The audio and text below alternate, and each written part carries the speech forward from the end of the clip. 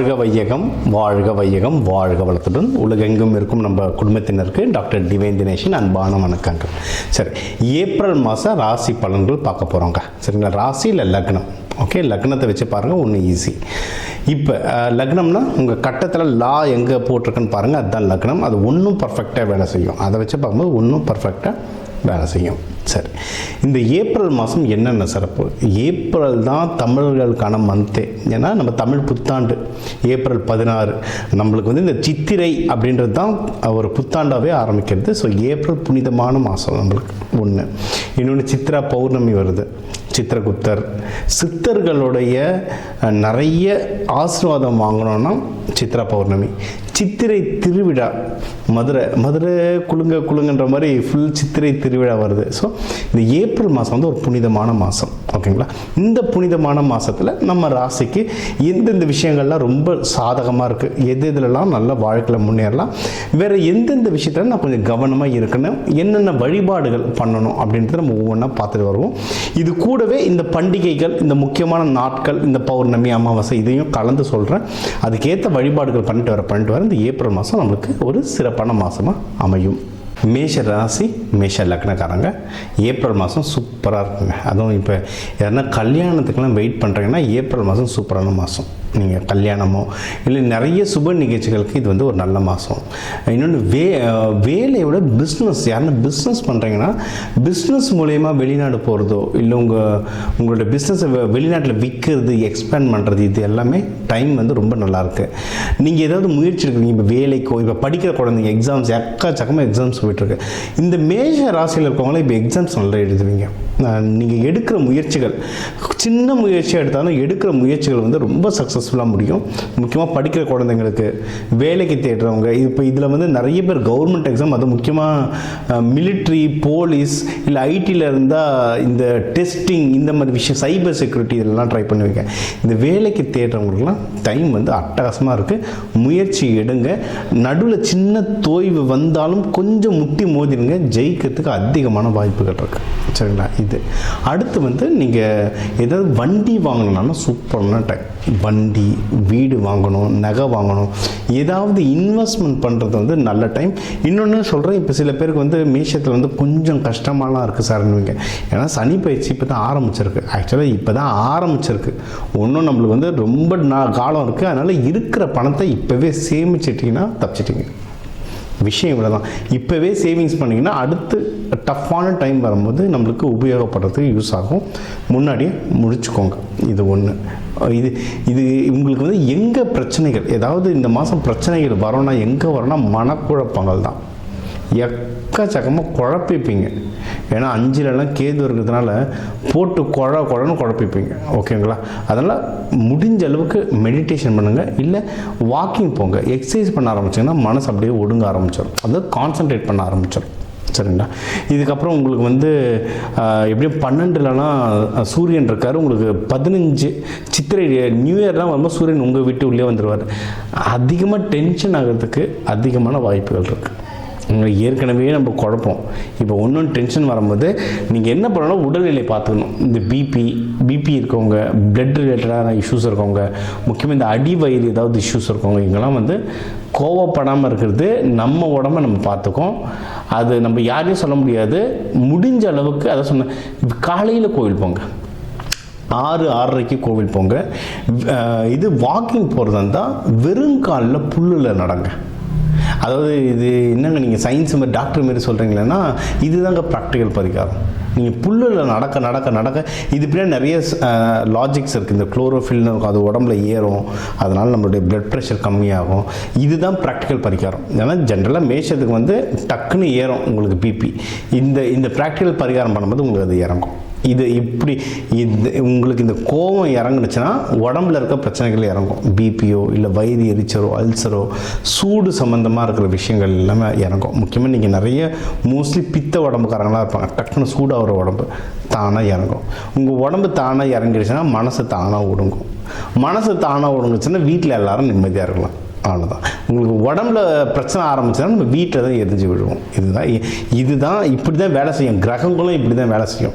நிறைய பேர் வந்து சனி பயிற்சினோன்னா சனி பகவான் காக்கா மேலே பறந்துட்டு என் பக்கத்தில் உட்காந்து ஈட்டில் குத்திக்கிட்டே இருப்பார்னு வச்சுட்ருக்கோம். அப்படிலாம் அதெல்லாம் எதுவும் பண்ண மாட்டார். அவருக்கும் ஒரு ப்ராசஸ் இருக்குது. இது நடக்கும் அனுபவின்ட்டு வச்சுருவார். அந்த விஷயத்துக்குலாம் ஆப்போசிட்டாக பண்ணால் நம்ம தப்பிச்சுக்கலாம். ஸோ உடம்பை நல்லா பார்த்துக்கோங்க. அதை விட முக்கியம் மனசை நல்லா பார்த்துக்கோங்க.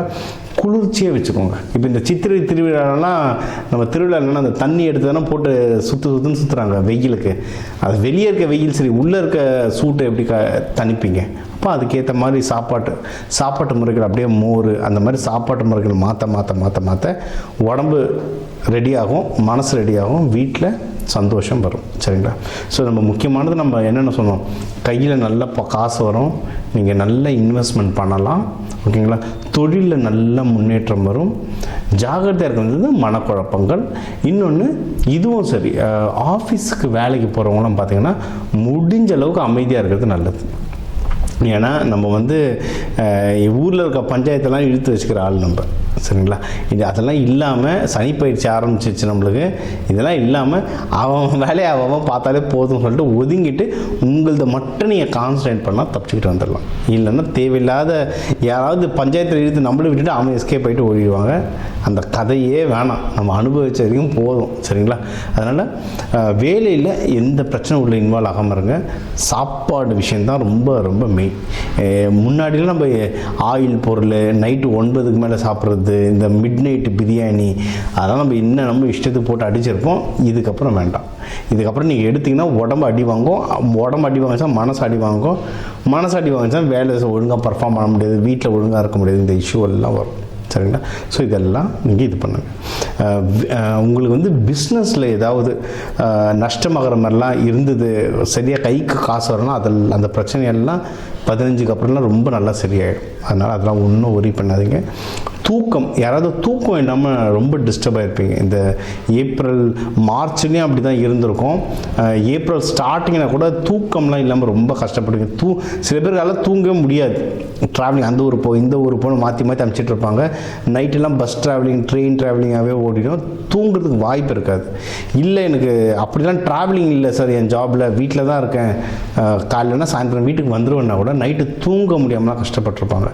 அவங்களாம் என்னென்னா இந்த 15க்கு அப்புறம் தூக்கம் வரும். ஏன்னா சூரியனில் உங்கள் வீடு மாறிடுவார், ஓரளவு தூக்கம் வந்துடும்.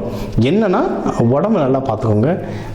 எண்ணெய் தேய்ச்சி, அதாவது தலையில் எண்ணெய் வைக்கணுன்றது யாருக்கு முக்கியமோ இல்லையோ மேஷத்துக்கு கண்டிப்பாக முக்கியம். ஏன்னா இதுதான் தலை. அந்த காலபுருஷ தத்துவம் பிரகாரம் இதுதான் தலை. சரிங்களா? இவங்களுக்கு தான் சூட்டு உடம்பு. அதனால் இவங்க கண்டிப்பாக எண்ணெய் வச்சாகணும். ஸோ தினமும் எண்ணெய் வைக்கிறது ரொம்ப ரொம்ப நல்லது. என்னென்னா மெடிக்கலாக பார்த்துக்கோங்க. எண்ணெய் வச்சுட்டு நிறைய பேர் தூங்கும் போது எண்ணெய் வைப்பாங்க. தூங்கும் போது எண்ணெய் வைக்கக்கூடாதுங்க. அதுவும் நீங்கள் ஒரு 40-45 தாண்டிட்டிங்கன்னா அந்தமாதிரி வைக்கவே கூடாது. ஏன்னா தூக்கத்தில் அப்படியே இழுத்துட்டு போயிடும், ரொம்ப ஈரம் இழுத்துட்டு போயிடும். அதெல்லாம் தலைவலி. ஆஃபீஸ்க்கும் வைக்க முடியலன்னா வெடிக்காலில் எழுந்துறீங்களா வச்சுட்டு ஒரு 1 hour வச்சுட்டு அதுக்கப்புறம் குளிச்சுக்கோங்க. அப்படி வேணால் பண்ணலாம். இன்னொரு உடம்புல லைட்டாக தேங்காய் எண்ணெய் தடவுறது ரொம்ப நல்லது. ஏன்னா இது ட்ரை ஸ்கின், சூட்டு உடம்புல டக்குன்னு ட்ரை ஆகிடும் ஸ்கின்னு. ஸோ அதனால் நீங்கள் எண்ணெய் தேய்ச்சி குளிக்கிறது, சனிக்கிழமை நல்லெண்ணெய் தேய்ச்சி குளிக்கிறதுன்றது மேஷராசிக்கு மேண்டட்டரி. கண்டிப்பாக செஞ்சு ஆகுங்க. அப்போ தான் இந்த சனிப்பயிற்சி இந்த இதுலேருந்துலாம் நீங்கள் விலகி வர்றதுக்கு ரொம்ப நல்லது. வழிபாடு அப்படின்னு பார்த்திங்கன்னா நம்ம எப்பவுமே சொல்கிறோம், முருகர் வள்ளி தேவாசனை இவங்களை வழிபாடு பண்ணுறது, துர்க்கை அம்மன் வழிபாடு பண்ணுறது நல்லது. சித்ரா பௌர்ணமி சித்தர்கள் வழிபாடு சூப்பர். சரிங்களா? மீனாட்சி சுந்தரேஸ்வர் திருக்கல்யாணம் போயிட்டு பாருங்கள். நிறைய எல்லாரும் மதுரை போகணுன்றது இல்லைங்க, உங்கள் வீட்டு பக்கத்தில் மீனாட்சி சுந்தரேஸ்வர் கோயில் எங்கே இருக்குன்னு பாருங்கள். இல்லையா அந்த டைமில் நம்ம மதுரை உள்ளே என்ட்ராக முடியலனா கூட மற்ற அந்த மாதத்தில் எப்போயாவது மதுரைக்காவது போயிட்டு வாங்க, ரொம்ப நல்ல பலன் தரும். முடிஞ்ச அளவுக்கு அன்னதானம் பண்ணுங்கள். சாப்பாடு அன்னதானம், கோவிலில் தீபங்களுக்கு எண்ணெய் வாங்கி தர்றதெல்லாம் பண்ண இந்த ஏப்ரல் மாதம் ஒரு சிறப்பான மாதமாக அமையும். இப்போ உங்கள் ராசிக்கு எல்லா முக்கியமான விஷயங்கள் பார்த்தோம். ஓவராலாக எப்படி இருக்கும், கல்யாணம் யாருக்கு, வேலை, மகப்பேறு, கடன், கொடுக்கறது வாங்குறது, தொழில் யாருக்கு அமையும், ஆஃபீஸில் ப்ரொமோஷனுக்கு அமையும், வெளிநாடு போகிறது, உடல் உபாதைகளில் எப்படி சரி பண்ணுறது, என்னென்ன வழிபாடுகள், எந்தெந்த தெய்வங்கள் எந்தெந்த நாளில் வழிபாடு பண்ணுறது, இது எல்லாமே நம்ம வந்து முக்கியமாக ஒரு ஓவராலாக எல்லாத்தையும் நம்ம பார்த்தோம். சூப்பர்.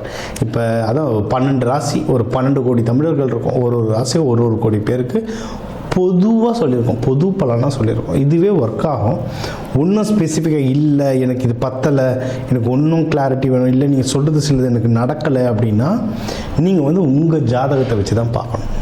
சரிங்களா? ஒன்று உங்கள் ஏன்னா தனிப்பட்ட ஜாதகத்தை வச்சு கிரக நிலைகள் மாறும்ல, அப்போது அதை வச்சு தனிப்பட்ட ஜாதகம் வச்சு பார்க்கணும். இது ஒன்று. இன்னொன்றுங்க, ஜாதகம்ன்றது ப்ரெடிக்ஷன். இது நடக்கும், இதெல்லாம் நடக்க வாய்ப்புகள் இருக்குன்ற ஒரு கால்குலேஷன், இதுதான். ஓகேவா? இதை தாண்டி நமக்கு வந்து இந்த இந்த கிரகங்களோட எப்படி நம்ம வந்து ஒரு அலைன்மெண்ட்டுன்னு சொல்லுவாங்க, அவங்களுடைய வேவ் லென்த்தில் நம்ம அலைன்மெண்ட் ஆகிட்டோம்ல, அவங்க போக்குலேயே நம்ம போயிடணும்னா ஜெயிச்சிடலாம். இப்போ சனி பயிற்சி நடக்குதுன்னா அப்போ அந்த சனி தாக்கம் குறைக்கிறதுக்கு என்னென்ன, இப்போ நான் வந்து தெய்வ வழிபாடுகளாக சொல்லியிருக்கேன். ஆனால் இதை தாண்டி நிறைய இருக்குது. விதைகள், கலர் தெரப்பி, அரோமா தெரப்பி, நறுமணங்களை வச்சு அவ்வளோ விஷயம் நம்ம சாதிக்கலாம். அதனால தான் கோவிலில் சாமிக்கெலாம் பூலாம் கொடுக்குறோம், நறுமணத்துக்கு எது கொடுக்குறோம். ரொம்ப பெரிய ஆளுங்க பார்த்தா நிறைய இந்த எசென்ஷியல் ஆயில்னு தருவாங்க, அரோமா தெரப்பின்னு நறுமணங்களை வச்சு நிறைய மேஜிக் பண்ணலாம். விதைகள், கோவிலில் வந்து ஒரு சாமியை பிரதிஷ்டை, பிராண பிரதிஷ்டைன்னு சொல்லுவோம். அந்த சாமியை பிரதிஷ்டை பண்ணி கீழே நவதானியம் கொட்டுவோம். எதுக்கு நவதானியம்? அந்த நவகிரகங்களுடைய சக்தியும் உள்ளே இறங்கும். அப்போ அதை நமக்குள்ளே எப்படி கொண்டு வரது? விதைகள் மூலமாக பயிற்சிகள். கலர், ஒரு கலர் ஒரு கிரகம், எந்த கலரை போட்டால் இப்போ என் கிரகத்துக்கு எது வேலை செய்யும், இந்த மாதிரி விஷயங்களை நிறைய பயிற்சிகளாக சொல்லித்தரேன். எக்கச்சக்க பயிற்சிகளாக சொல்லிட்டோம். அதாவது ஒரு ஜோதிடத்தை நான் கேட்டேன், அவர் கல்யாணம் நடக்கும்னாரு, அவர் சொன்னதுனால நடக்கும்னா அப்படிலாம் நடக்காது. அதுக்கான சாத்தியக்கூறு இருக்குது, அதுக்கான முயற்சி எடுக்கணும். முயற்சி கூட அது நடத்துறதுக்கான சில சப்போர்ட்ஸ் நம்ம எடுத்துக்கணும். இந்த பயிற்சிகள் பண்ணணும், இந்த கோவில்கள் பண்ணணும். கோவில் சாமி ஒன்று கூட ஒன்றும் சில பயிற்சிகள்லாம் சொல்லுவோம். அதெல்லாம் பண்ண ஒரு இடம் ஒன்று, ஏன்னா ஒரு கிரகத்துக்கே எனக்கு சொல்கிறதுக்கு மணிக்கணக்கில் ஆகும். அதனால் எல்லாமே இந்த 8-10 நிமிஷத்துக்குள்ளே அடக்க முடியாது. வேணுன்றவங்க என் நம்பரை கால் பண்ணி உங்களுக்கு கன்சல்டேஷன் எடுத்துக்கோ. உங்களுக்கு ஒன்றும் குறிப்பிட்டு சில வழிமுறைகள் சொல்கிறேன், ஒன்றும் குறிப்பிட்ட அட்வான்ஸாக தெய்வ வழிபாடுகள், கையில் என்னென்ன மாதிரி தானியங்கள் கையில் வச்சுக்கலாம், வீடு எந்தெந்த கலரில் இருந்தால் நீங்கள் கேட்குற விஷயங்கள் மாறுன்றதுல வாஸ்து நியூமராலஜிலாம் கலந்து சொல்கிறேன்.